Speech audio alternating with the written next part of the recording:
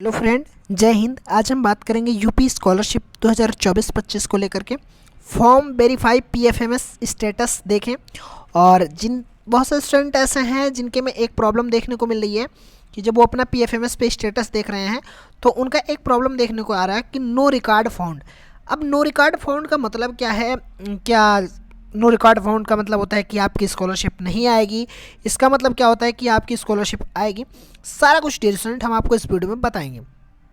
But उससे पहले आपको बताएं कि अगर आप इस चैनल पर नए हैं तो चैनल को सब्सक्राइब कर दीजिए, वीडियो को लाइक एंड शेयर कर दीजिए, जिससे आने वाली हर एक वीडियो टाइमली आपको मिलती रहे। डियर स्टूडेंट, मैं आपको एक बात और बताऊं कि जो स्टेटस हैं वो लगभग स्टूडेंट के बैंक से वेरीफाई हो गए हैं और बहुत सारे स्टूडेंट के फॉर्म जो है वो बैंक से रिजेक्ट भी हुए हैं। कैसे आपको चेक करना है अपना बैंक से स्टेटस, वो मैं आपको सारा कुछ इस वीडियो में बताऊंगा। और कैसे चेक करना है कि आपका नो रिकॉर्ड फाउंड दिखा रहा है कि नहीं दिखा रहा है, और नो रिकॉर्ड फाउंड का मतलब क्या है, सारा कुछ हम आपको इस वीडियो में एकदम डिटेल से बताएंगे। चलिए डियर स्टूडेंट, वीडियो को स्टार्ट करते हैं। जैसा कि आपको पता है, पीएफएमएस की ऑफिशियल वेबसाइट जो होती है उसका नाम है pfms.nic.in। जब आप इसको सर्च करते हैं, सर्च करने के बाद थोड़ा सा स्क्रॉल डाउन करते हैं तो यहाँ पे देखने को एक ऑप्शन, आपको 3 तरह के ऑप्शन देखने को मिलते हैं। सबसे पहला आपका होता है नो योर पेमेंट, दूसरा होता है डीबीटी स्टेटस ट्रैकर, और तीसरा होता है जीएसटी ट्रैकर। तो जब आप डीबीटी स्टेटस ट्रैकर पे क्लिक करते हैं यहाँ पे, देन आपके पास क्लिक करने के बाद में एक इंटरफेस देखने को मिलता है। वो इंटरफेस आपका कुछ इस तरह से होता है, जहाँ पे आप देखेंगे कि एक ऑप्शन आता है कैटेगरी का, एक ऑप्शन आता है डीबीटी स्टेटस का। कैटेगरी में क्या होता है, जब आप कैटेगरी पे क्लिक करते हैं तो आपके पास कई सारे ऑप्शन खोल जाते हैं, देखने को मिल जाते हैं। उसमें से एक ऑप्शन होता है एनी अदर एक्सटर्नल सिस्टम। जब आप एनी अदर एक्सटर्नल सिस्टम पे क्लिक करते हैं तो क्या होता है कि इसमें क्या होता है कि जो ऑप्शन स्कॉलरशिप का होता है वो नहीं होता है, इसीलिए आपको एनी अदर एक्सटर्नल सिस्टम पे क्लिक करना होता है। उसके बाद यहाँ पे क्लिक करना होता है, चाहे बेनिफिशियरी पे चाहे पेमेंट पे। सबसे पहले मैं बताऊँ कि जिनको अपना रिजेक्ट स्टेटस चेक करना है कि उनका पीएफएमएस से स्टेटस रिजेक्ट है, अपडेट है, क्या है, उनको बेनिफिशियरी वैलिडेशन पे क्लिक करना है, ये वाला टिक करना है। और जिनको ये चेक करना है कि उनकी स्कॉलरशिप आई कि नहीं आई, कितनी आएगी, उनको पेमेंट पे क्लिक करना है। उसके बाद यहाँ पे आपको अपना इनरोलमेंट नंबर डालना है, जो इनरोलमेंट नंबर नहीं, रजिस्ट्रेशन नंबर डालना है, जो आपके स्कॉलरशिप फॉर्म का रजिस्ट्रेशन नंबर है। उसके बाद यहाँ पे आपको अपना कैप्चा डालना है, उसके बाद सर्च कर देना है। इतना कुछ भरने के बाद जब आप सर्च करेंगे, मान लीजिए मैंने बेनिफिशियरी वैलिडेशन पे क्लिक किया, अभी पेमेंट पे भी क्लिक करके आपको बताऊँगा। बेनिफिशियरी वैलिडेशन पे क्लिक किया, उसके बाद में आपके पास कुछ इस तरह का इंटरफेस खुले, जहाँ पे आप देख पा रहे होंगे कि उनका स्टेटस अपडेटेड दिखा रहा है। अपडेटेड का मतलब है कि जो फॉर्म है वो पीएफएमएस से आपका वेरीफाई है, पीएफएमएस से आपके फॉर्म में कोई दिक्कत नहीं है।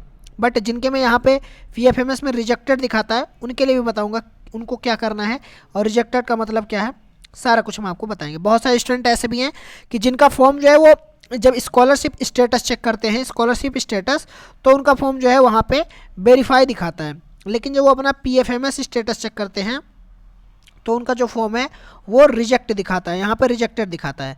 इसका मतलब क्या है ये भी मैं आपको बताने वाला हूँ। बट उससे पहले यहाँ पे देखिए, जैसे आप मान लीजिए चेक किए, आपके पास कुछ इस तरह का इंटरफेस ओपन हुआ, क्रिएटेड वैलिडेटेड ऐसा कुछ दिखा रहा है यहाँ पे अगर आपके फॉर्म में, तो इसका मतलब आपका फॉर्म जो है वो सही है। अब मान लीजिए इसके लिए जिनके में यहाँ पर रिजेक्टेड शो कर रहा होता है पीएफएमएस में, उनका क्या करना होता है, तो देखिए अगर आपके फॉर्म में, आप अपना फॉर्म चेक कर रहे हो, आपके फॉर्म में पीएफएमएस में रिजेक्टेड शो कर रहा है, तो इसके लिए आपको 2 काम करना होता है। सबसे पहले आपको अपना स्कॉलरशिप स्टेटस चेक करना है। आपके स्कॉलरशिप स्टेटस में आपका फॉर्म या तो पेंडिंग में होना चाहिए, या तो आपका फॉर्म पेंडिंग में होना चाहिए, या फिर आपका फॉर्म वेरीफाई होना चाहिए बैंक से। मैं यहाँ पे बैंक की बात कर रहा हूँ, या तो आपका फॉर्म बैंक में response pending by PFMS show हो रहा हो, या फिर आपका फॉर्म जो है वो यहाँ पे वेरीफाई शो हो रहा हो, कहाँ से, बैंक से। तो इसके लिए आपको अपने दोनों स्टेटस चेक करना है।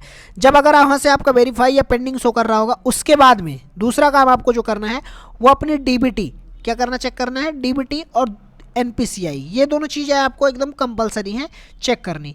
चेक कैसे करना है, इसके लिए आपको जाना है अपने क्रोम ब्राउज़र पे, वहाँ डालना है UIDAI, जिसको हम आधार मैपिंग बोलते हैं, वो भी यही होता है। UIDAI डालेंगे, ये ऑफिशियल वेबसाइट ओपन होगी, इस पर आपको क्लिक करना है। जब आप इस पर क्लिक करेंगे देन आपके पास कुछ इस तरह का इंटरफेस ओपन होगा, जहाँ पे एक ऑप्शन देखने को मिलेगा आपको, keep your Aadhaar details up to date.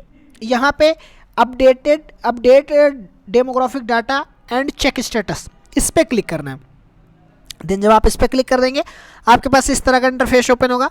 सबसे पहला आपका होगा डाउनलोड आधार, दूसरा होगा आपका आधार नंबर, तीसरा होगा email verify, mobile verify, VID generator, lock unlock आधार।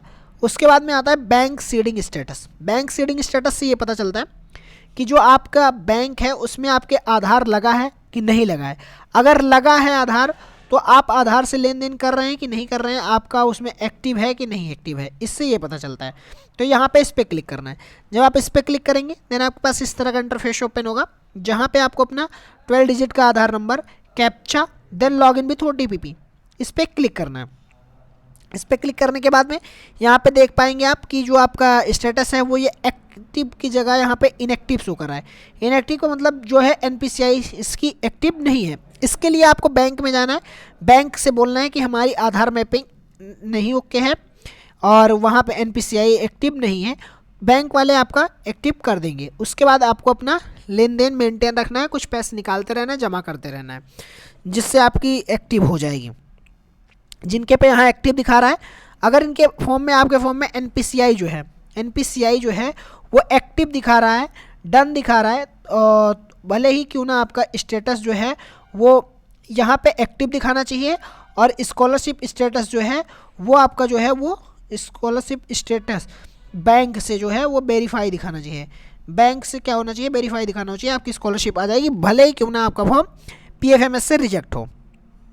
अब बात आती है कि जिनके फॉर्म में यहाँ पे इनएक्टिव दिखा रहा है उनका अगर बैंक से रिजेक्ट है, तो अगर आपका इनएक्टिव दिखा रहा है तो आपका अपना NPCI चेक करना है।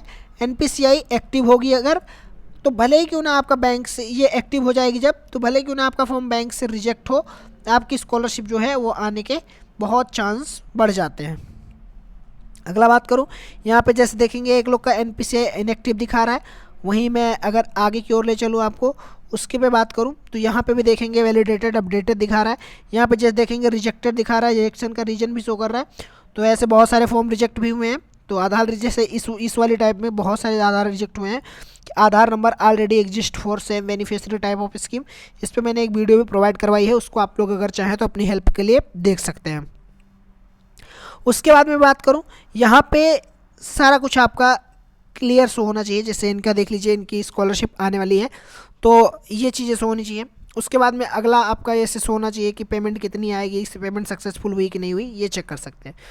अब बात आता है कि नो रिकॉर्ड फाउंड शो कर रहा है। नो रिकॉर्ड फाउंड का मतलब क्या होता है कि जो आपका डाटा है वो अभी जो है वो PFMS से क्या हो रहा है, PFMS आपका स्टेटस PFMS से अपडेट हो रहा है। किसी का बैंक से रिजेक्ट हो रहा है, किसी का बैंक से वेरीफाई हो रहा है। अगर आपका फॉर्म बैंक से रिजेक्ट है तो इसका मतलब है कि आपकी जो स्कॉलरशिप है वो आने में थोड़ी प्रॉब्लम हो सकती है। भले ही अगर आपका फॉर्म बैंक से वेरीफाई है, क्यों ना PFMS से रिजेक्ट हो, वो सही हो जाएगा। लेकिन अगर आप अपना पेमेंट चेक करते हैं, पेमेंट वाले जो मैंने 2 ऑप्शन बताया था, बेनिफिशियरी वैलिडेशन और एक पेमेंट, तो अगर आप पेमेंट चेक करते हैं तो पेमेंट चेक करने पर नो रिकॉर्ड फाउंड क्यों दिखाता है, नो रिकॉर्ड फाउंड आपका क्यों दिखाता है। तो इसका मतलब ये हुआ कि जो आपका डाटा है वो अभी PFMS सॉफ्टवेयर पर, VFMS सॉफ्टवेयर पर PFMS डिपार्टमेंट के द्वारा अपलोड नहीं किया गया है। क्या नहीं किया गया है, अपलोड नहीं किया गया है। जैसे ही अपलोड हो जाएगा ये आप PFMS डिपार्टमेंट ये आपके लिए फिक्स कर देगा कि इस स्टूडेंट की स्कॉलरशिप इतनी आनी है, तो उसी दिन से आपका जो स्टेटस है वो अपडेट नहीं होगा। आपकी जो चीज़ें हैं वो आपके फॉर्म में शो होने लगेंगी कि आपका जो नो रिकॉर्ड फाउंड वाली समस्या है वो दूर हो जाएगी, और आपको पता चल सकेगा कि आपका कितना अमाउंट जो है वो अभी आना बाकी है और कितना जो है वो आ गया है। ठीक है, तो आप इन चीज़ों को, जैसे आपकी स्कॉलरशिप आने के 7 दिन पहले, मेरे हिसाब से 7 दिन पहले अपडेट हो जाता है और पता चल जाता है कि किस दिन कितनी स्कॉलरशिप आएगी। ओके डियर, तो मैं आशा करता हूँ इन चीज़ों को आप थोड़ा डिटेल से समझे होंगे। अगर समझ गए हैं तो वीडियो को लाइक करें और शेयर करें। Thank you for watching this video में बने रहने के लिए धन्यवाद।